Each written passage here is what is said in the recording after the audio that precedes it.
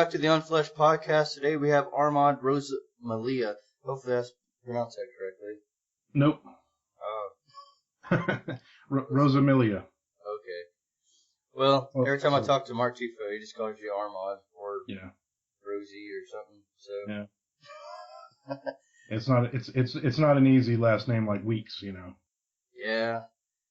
Well, actually, every time I go to a hospital or something, I have to tell them my name, and they want to spell it W-E-A-K. I was like, no, not that version of week.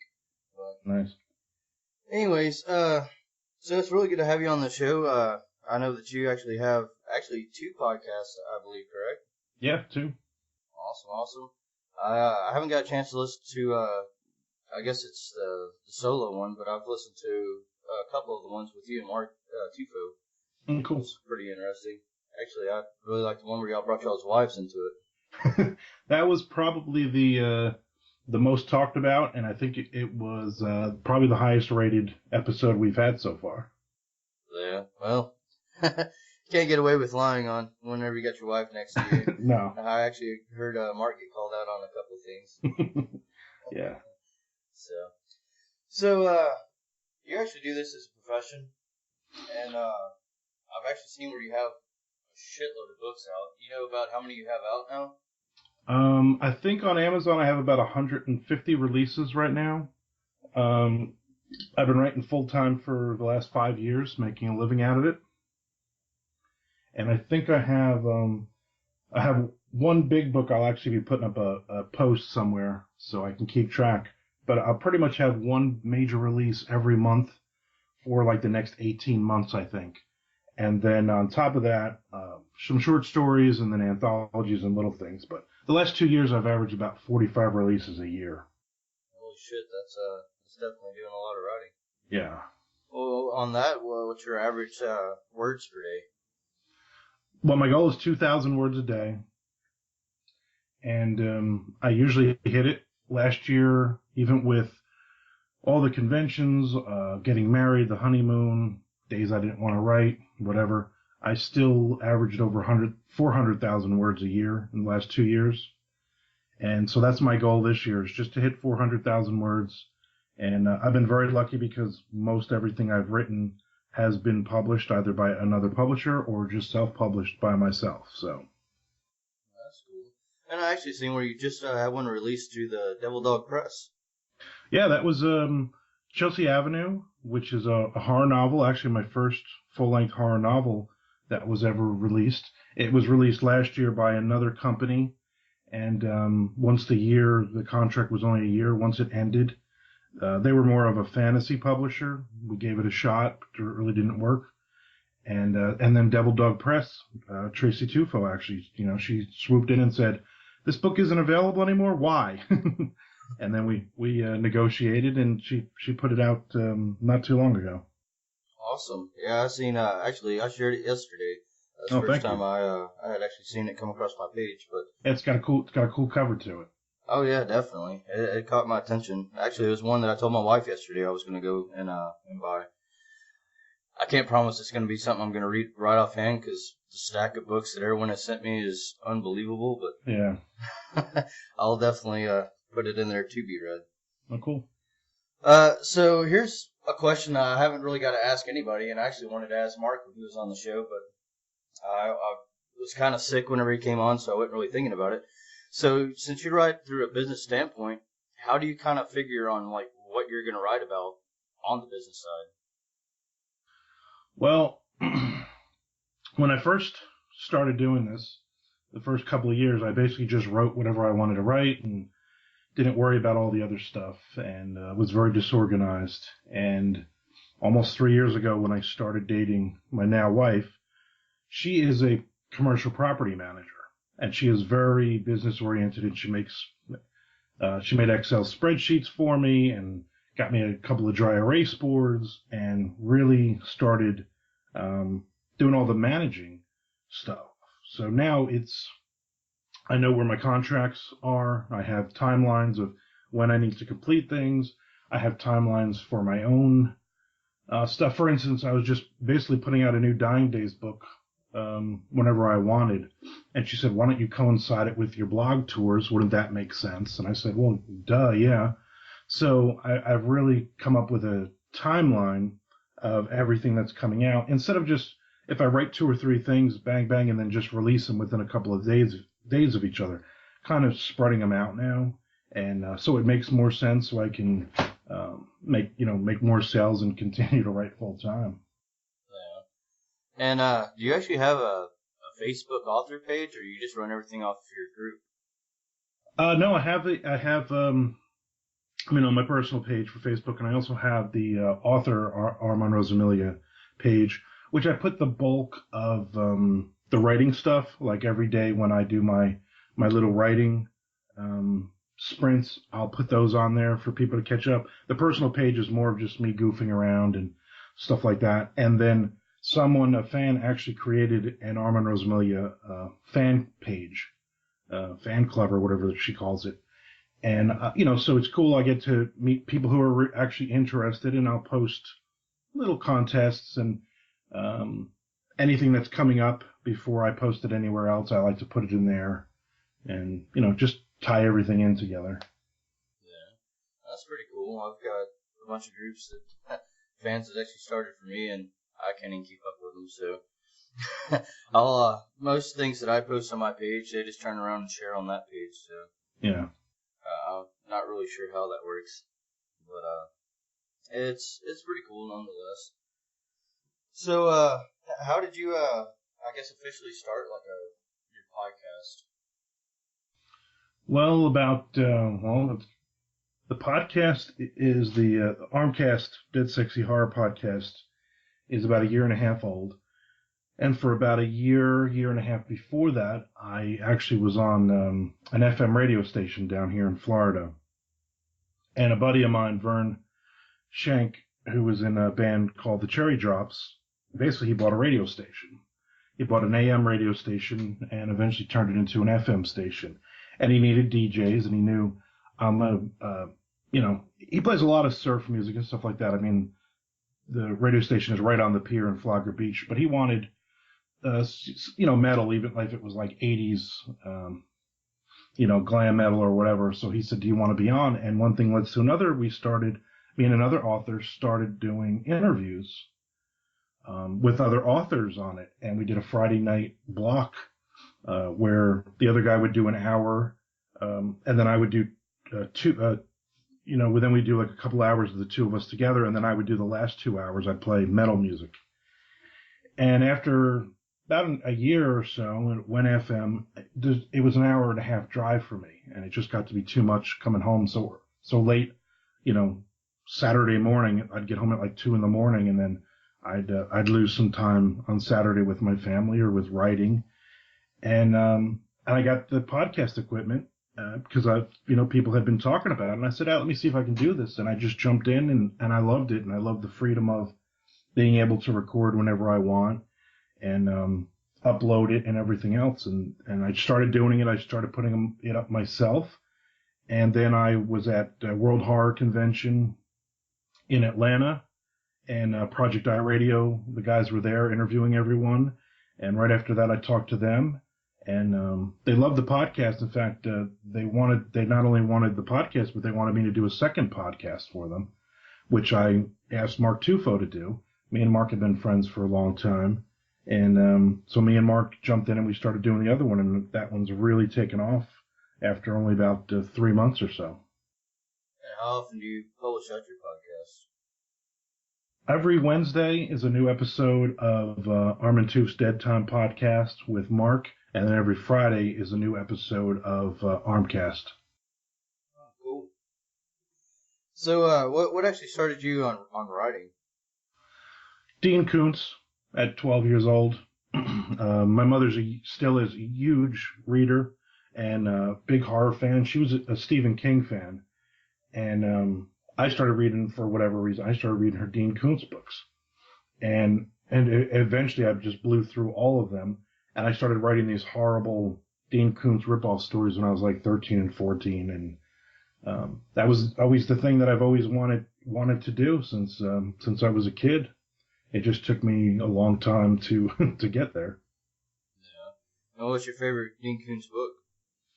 You know, a lot of the old stuff when I was a kid, and I've never seen the movie, but Phantoms, the book was great. I think I was like 13 years old when that came out, and there's a couple parts where it's just really creepy and it scares the shit out of you. And then so I've never wanted to watch the horrible movie. I think my favorite was The Watchers. Yeah, that's another. I mean, they're all really they're all really good. My mom for Christmas one year had bought me I think it was called like the Dean Koontz Companion, and it listed every single one of his books, everywhere his short stories had been. And when I got into my 20s, I started actually going out to find all of these all the different books. You know, he wrote with so many pen names. So I basically amassed a collection of pretty much everything that, and it was tough to do back then. You know, you're talking early 90s, late 80s. But now it's probably really easy. You just go on eBay and I'm sure you just buy everything. Yeah. And I think you're actually the first person that came onto the podcast that hasn't said Stephen King. Yeah, I mean, and that's always funny whenever people talk about it. I mean, on Brian Keene's podcast, that's always one of the questions is, you know, he talks about Stephen King, and everybody says that's their big influence. So when I got to meet Brian, I told him, I said, I'm a Dean Koontz fan, and he thought that was funny because he's like, I've never run into one of you people. Well, I don't know. Mine's always been Ars Johansson, and I really like a lot of Dan Brown. I've always been influenced through Stephen King, Dean Koontz, and a bunch of people like that. Right. But, you know, to me, reading like Ars Johansson and all that was able for me to bring a better twist into my horror. So, I mean, I don't know. It's different things you read and, you know, kind of different things or different ideas you get, I guess, for different things. Yeah. I read a ton of nonfiction now. I don't hardly read any fiction. And I get a million ideas just from whether it's a wrestling biography or a history, you know, book or something. I just get tons of ideas from there that I eventually use in some of my fiction. Yeah. So, what do you use for references whenever researching each book you write? You know, it really depends on the book or the story. You know, I try to stay away from Wikipedia as much as possible, but Google Maps, Google Earth, those are really cool, especially if I'm writing in a place that I've actually never been to. I wrote a short story for the State of Horror series from Karen Coin Press, set in North Carolina. And I'd only been to North Carolina maybe a couple of times as a kid, so I had no idea. And I just dropped up a map, and then I saw Kill Devil Hills, and I'm like, that's right there. That's a cool name. So, and then I just started going street by street and looking, basically, you know, looking at all of the little stores and everything else. And I basically went through the entire town, and then I did some research, you know, looked up the city itself and everything. And tons of research is never going to be used in the story, and it shouldn't, but it gives you kind of a feel for it. And then anytime I know someone that lives anywhere near there, I always like to just have a conversation with them and give me some ideas or give me some, you know, some influence. So what's one of the biggest things that people think that they know about your subject or genre, but that isn't so?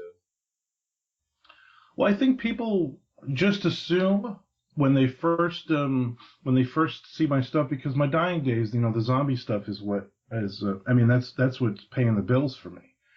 But people are surprised when they find out, when they really start digging into the Amazon, because Amazon will basically list all of my zombie stuff first, because it sells well. But then when they really start digging down and they realize I write contemporary, you know, fiction, I write thrillers, I write suspense, you know, I write a ton of different genres, whatever I feel like writing. I just finished a crime thriller that will be out soon.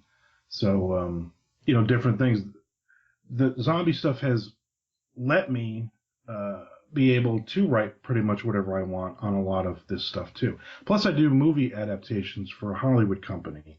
So a lot of those books, some of them are in my name and some of them are ghostwritten, but that also gives me a lot of leeway. You know, the money is very good doing that. Well, speaking of that, I had Mike Evans on the show last week, I believe, and we were actually talking about a new movie that was coming out. I think it's called Navy SEALs versus Zombies, and he said that he was pretty sure that you had wrote that.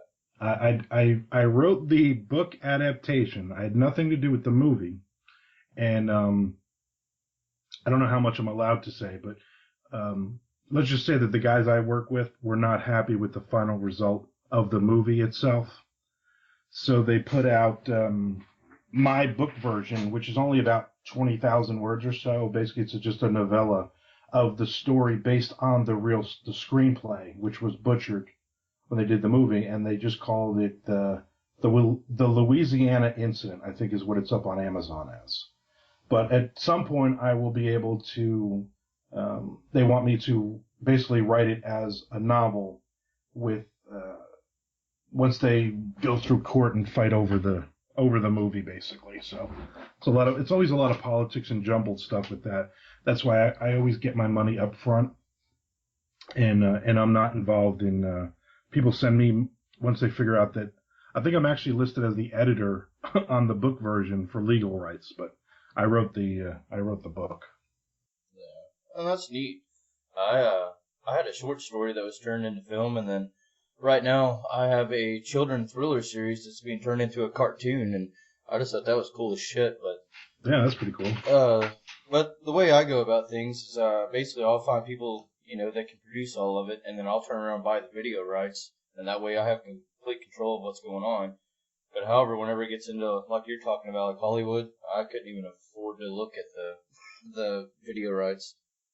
Yeah, I what's funny is they came to me about 5 years ago, and I basically write their ideas.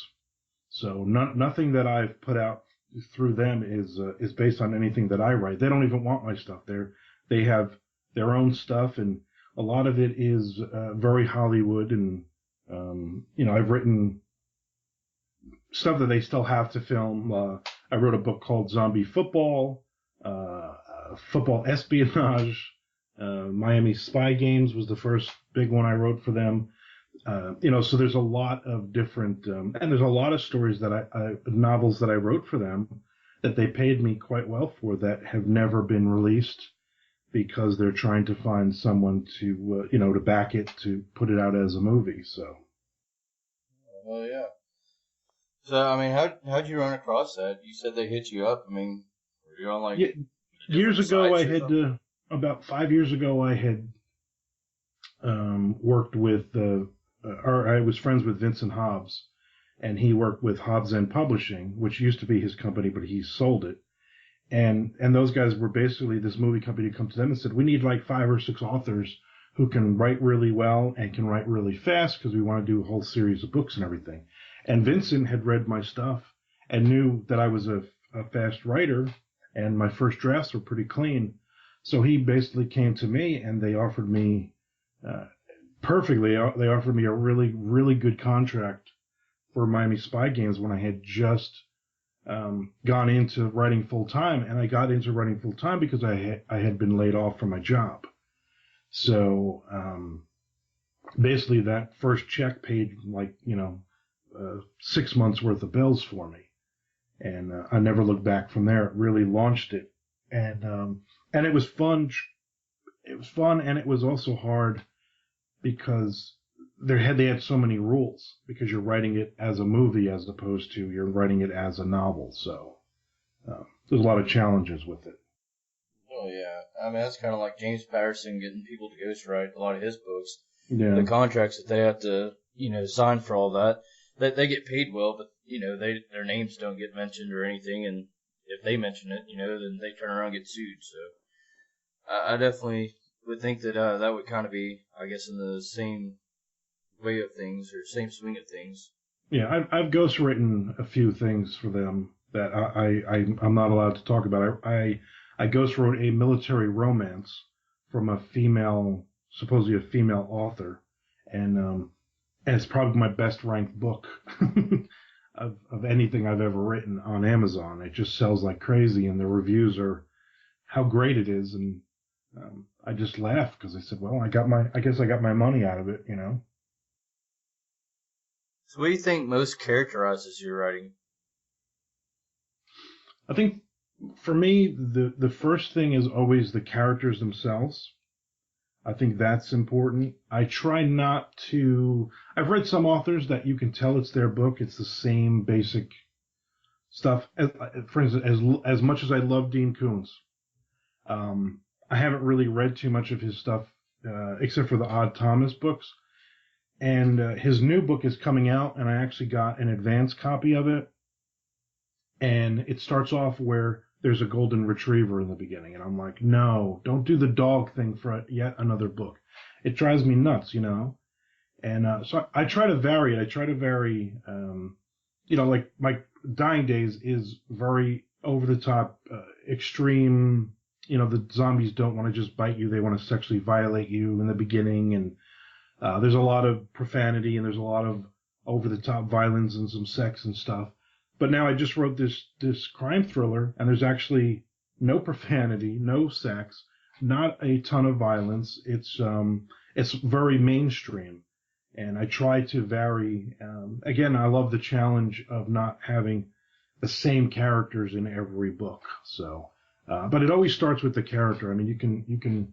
It's very hard to write a plot and then nobody is gonna like the characters, like a certain TV show that they just had 6 episodes of that I could not stand. Yeah. Is there any upcoming authors that you've seen that you kind of have your eye on? I don't read a ton like I used to of fiction, but I just finished, and actually I had her. I think she's coming up on my podcast. Dawn Lee McKenna, who also writes like crime thrillers, and her stories are based in the Panhandle of Florida, and I got her. I just found her on Kindle Unlimited, and I ended up reading like all 4 of her books in like 5 nights in a row, and loved it. And I'm reading some Wayne Stinnett right now, so I don't read a ton of horror. The last thing I read was John C. Foster.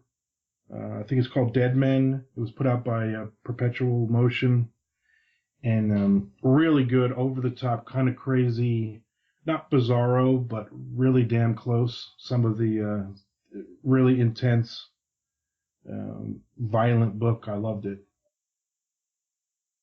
So what's some jobs you felt that may have impacted your writing? I I sold shoes for a long time. I was a retail manager, a lot of shoe stores for 20, 25 years. A lot of those characters, people I work with, customers and all that, really play into some of my stories. I love killing some of the assholes. That's pretty much it. That for me, that was most of my jobs have been retail. I've done other things. I was lucky in my 20s. I managed death metal bands. Growing up in Jersey, and I booked a club called the Deck House in Asbury Park for a couple of years. I did their Friday night, Saturday night shows, and I've done a lot of fun things like that too. But most of it is most of the deaths are based on people that I grew up and I hated. A couple of ex-wives in there. I've killed them about 1,000,000 times each. So. Well, that's badass. I used to be in a death metal band, and I used to manage bands as well. Oh, cool. As a matter of fact, well, you're down in Florida. Hell, I got a really good friend that's from East Texas that has a band. They're actually managed by the original guitarist from Marilyn Manson. They're called Murderfly, and actually, that's whenever you listen to the podcast, that's the music that plays in the breaks. Oh, cool. Murderfly. So I'll check them out. I know they're in Florida. I'm not sure exactly where. I know they play a lot of the big shows. I keep telling them I'm gonna come down there and see them, but I haven't made it yet. But hopefully I'll be down there this March. So. Nice. So what's the process that you go through on getting your books published? Well, it depends. Like when I do when I self-publish, when I do on my own, yeah, I don't want to say it's like I guess it's kind of like at this point, it's kind of like the James Patterson factory mentality. I'll take 4 months to write the first draft. I'll take a month to get it beta read. I'll take a month for it to be edited, and I give an extra month. So about every 7 months, I can knock off a book. And since I'm writing, 40 or 50,000 words a month, I can usually do. I'm usually doing 3 or 4 projects at once. Plus, when contracts come in and different things, so that's where the scheduling really helps. The Excel spreadsheet to let me know, okay, I have to write at least 15,000 words of this story this month, 5,000 of this, and I break it up like that. And as long as I hit those numbers, then I have no problem. It gives me enough time while it's being beta read. It gives me enough time to get the book cover done, to put it up as a pre-sale if I want to do a pre-sale, and start to get the promotion machine going. Letting the street team know, hey, I got a book coming out, and they really do a lot of push on it, which is great. So you probably write more through logic than intuition. I don't know. I'm very big on no outlines on anything. I'm very big on just the flow of it.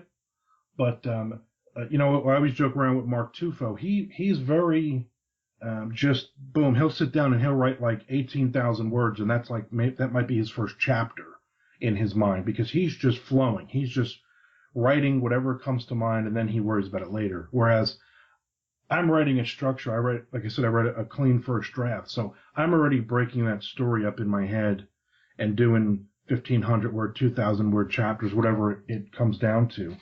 And, and I guess logically writing it out and going, okay, I know where this is going without really putting it together in an outline. Well, I think my first outlines, whenever I go through, I try to go for about 2,500 words per chapter. Sometimes it's a little less, but then sometimes, I might end up with like a 4,200 word chapter. So yeah, it just kind of depends on how it is. But I definitely agree with the whole flow of things. I'm really big on that.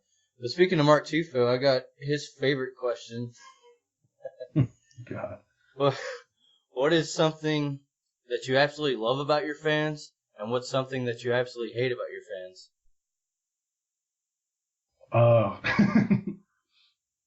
The fans that follow everything I do and talk to me, on a daily or a weekly basis, that's really cool. I love the fans who privately will send me a message and point out something. Hey, you got a typo here, or hey, I didn't understand this character, or they write and they love a character and they say, what'd you kill this person for? And I love that interaction. That I think is the best part. The bad part is when sometimes they get too comfortable with you. And, for instance, having my wife on the podcast, I knew, she doesn't want any of this. She's very happy in her life and doing her thing. So it was very weird for her because people started sending her messages. And there was one guy who was really getting creepy and asking a lot of really personal questions about us, which was not cool. So I kind of had to put him in his place and said, dude, leave my wife alone. She's going to block you and because you're getting really, really too personal and too creepy with her. And that I didn't like. Yeah. I haven't had that experience yet, so I guess I really haven't had to go through that so far. But my wife, she also writes as well, so. But she's not one of the people that likes being in the limelight, so she kind of writes, puts her stuff out, and she just kind of stands back. Right. So what's your feelings as far as ebook, paperbacks, or audio? What's kind of worked best for you? I think the combination of the three. When I first started doing the audiobooks, I thought it was I didn't think it was going to hurt, but I didn't think it was going to do anything. Me and Mark had some long talks about it. I know when Tantor wanted his his zombie Fallout series, and we had a few discussions about it. And his thing was, whatever, let me just give it to him and see what happens. And now we look back and we say, wow, it's a big chunk of my sales. It used to be about 10%, and now it's probably about 35 to 40% of my income every month comes from the audiobooks. So what's some of the things that you use as far as kind of helping yourself get out there as far as, pretty much any of the formats? Interaction with readers and people. I am not very big on the buy my book thing. That really turns people off. I'll post here and there. And like I said, I have the author Armand Rosamilia page, so I'll post just straight, hey, here's the new book links. But I don't do it every day, and I try not to go crazy with it. There's enough people out there that will share my post and stuff, especially like on Twitter. So it's all about it's selling yourself. It's being genuine and talking to people. I don't know. Every day I'll get somebody, it seems like, that will start talking to me on Twitter or whatever and say recommend a book, and I'll recommend someone else's book, and they say no, recommend one of your books, and I say okay, because I don't just assume. And 9 times out of 10, somebody will say, hey, so and so said to check out one of your books, so I did and loved it, and I'm buying a bunch of other ones. I just had with Chelsea Avenue, which just came out. Somebody read it, had no idea who I was, sent me a message, and she was so excited that I was interacting and talking back. And she was also originally from Jersey too, so we started talking about Jersey and everything else. And as we're just having this conversation on Facebook back and forth, she says, okay, well, I went and I bought 2 more of your books. So thank you very much, So Twitter works pretty well for you? Yeah, I built it up. I have about 110,000 followers on there now. So when I post something, a shitload of people see it. And again, it's more of interaction with people, and it's more of sharing other authors' posts and stuff, and then just posting goofy things and just being me. Yeah, I don't know. I've just never had luck with Twitter. I don't know. It almost seems like as soon as you post up something, it gets covered up by like 80, 90 other posts like immediately. Yeah, the cool part, though, is a lot of times, like, I'll post every day. I'll post a bunch of stuff every day. And I also retweet other authors all day. And some of that stuff will come back like 6 months later. Somebody will just find it and they'll repost one of my books, and then 15 people repost that or whatever. And then I see an uptick in my book sales on Amazon. So I know it definitely works every time I see something like that. I think that's pretty cool. Same with the podcast. Anytime we have a new episode and we post up, I get 50 to 100 retweets, that it's out. And based on what they're telling me our numbers are, I think we're doing really, really good with listeners. Yeah. As far as your audio goes, I had Jack Wallen on here not too long ago. He actually did some of the audio books for you, correct? Yeah, I love Jack. We wrote me, him, Jay Wilburn, and Brent Abel.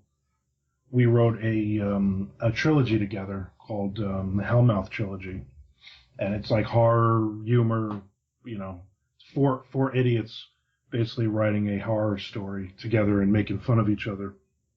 And we've hung out a bunch of times. We've done Mid-South Convention together, and we've done Imaginarium in Kentucky together the last couple of years, and coinciding with the books being released. And Jack's done some of my audiobook. He did Highway to Hell for me, and I think one of the Dying Days books. I don't even remember now.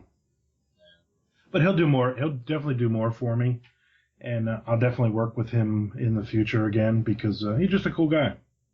On your audio, do you go through ACX and do like the royalty share, or do you just buy the rights all together, or what? It depends. I always go through ACX. It just depends on the book And I mean, I like the royalty share. I only did royalty share in the beginning because I couldn't justify spending a couple $100 an hour and never making that money back. I've been toying now with getting other ones. I have a contemporary fiction series that I do called Flagler Beach Fiction Series, and it's the 7th and last book is coming out.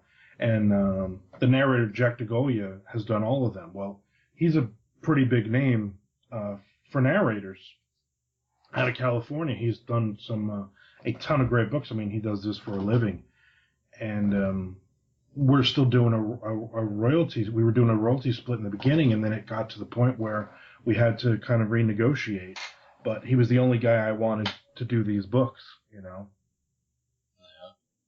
So far as, well, you said you had over 100 books out there. What's your actual favorite that you've wrote so far? It's actually the one that just got re-released, Chelsea Avenue. I think it's my strongest book, especially as a horror book. Now, my favorite is the new one, is the crime thriller I just did, because it was such a fun challenge to not have any, like I said, no profanity, no real sex, no real violence, over the top stuff. And it was I wrote it, when I started, I'm like, you know what, I'm going to see if I can write a mainstream book. That was the intent and the goal, and I think I did it, so we'll see. Well, without throwing out any spoilers, can you tell us a little bit about it? Well, the main premise is it's about a gentleman. It's told in first person. It's about a gentleman who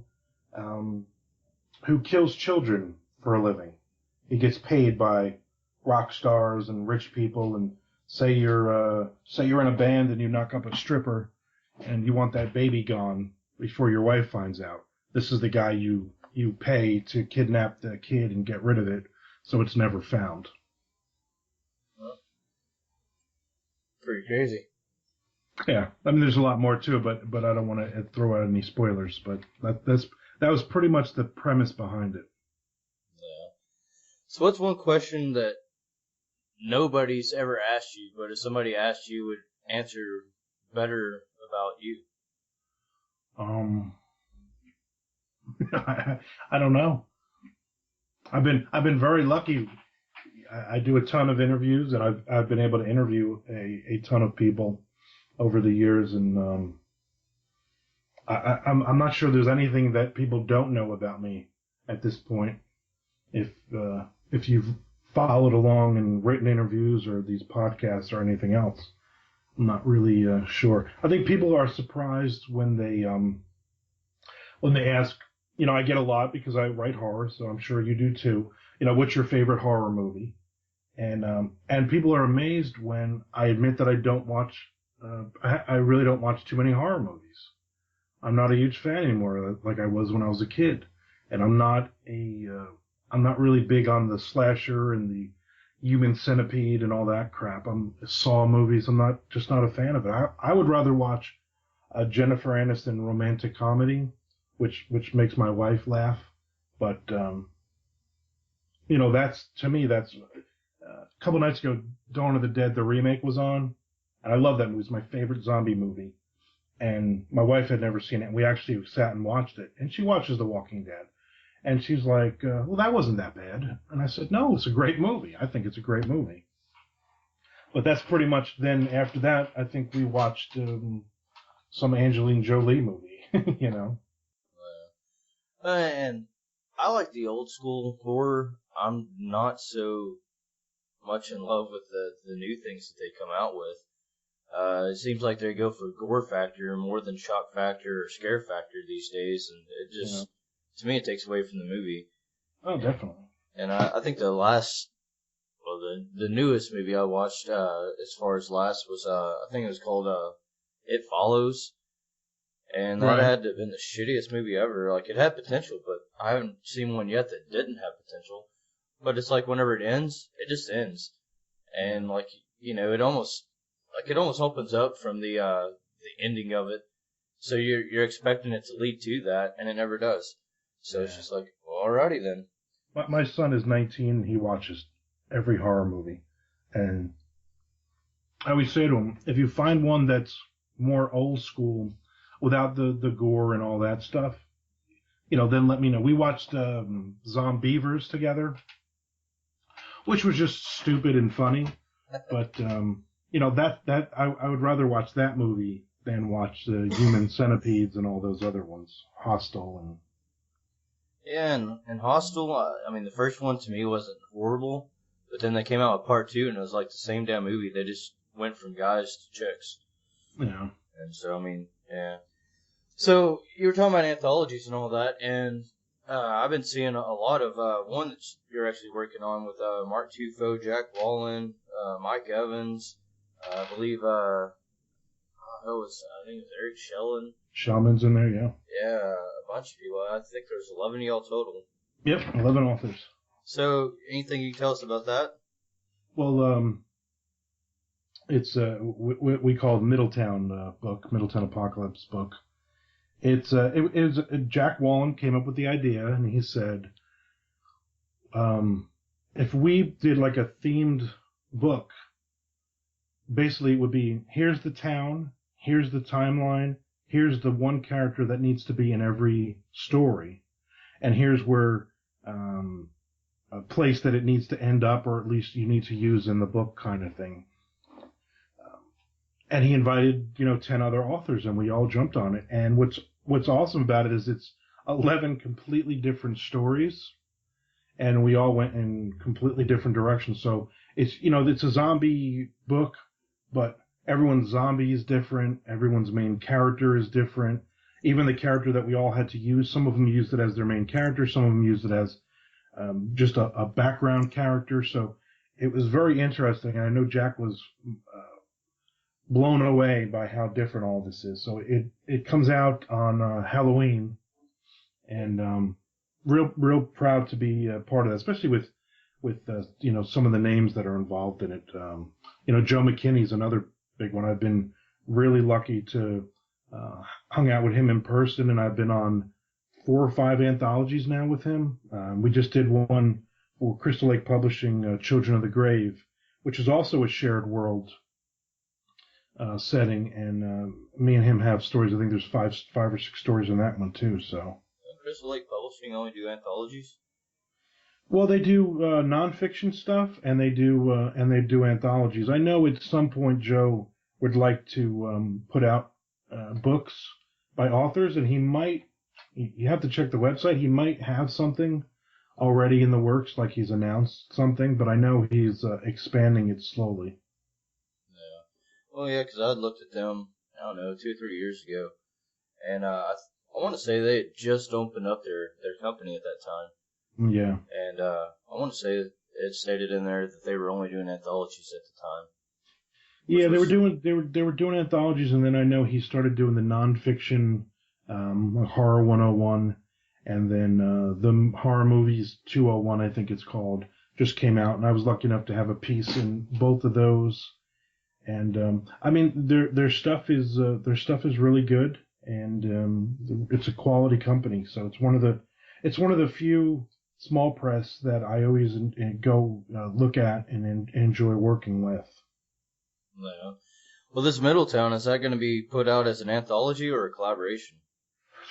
Well, I guess it's technically an anthology. I know it's huge. It's like 160,000 words or something. I mean, we each wrote like over 10,000 words per story. So, I'm not sure I'm not sure how big the print book would actually be once it came out. I do know the ebook version will be out on Halloween.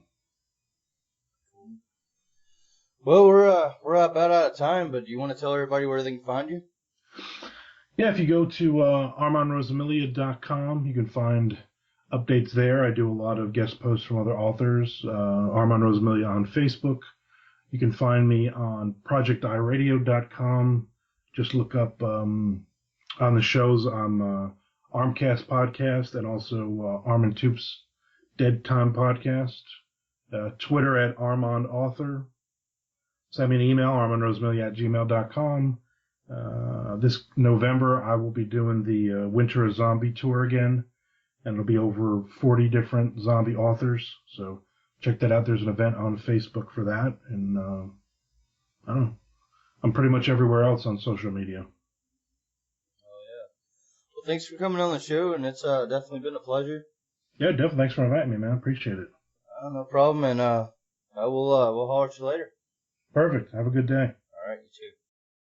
Burn you to the ground, burn you to the ground, burn you to the ground, burn you to the ground, burn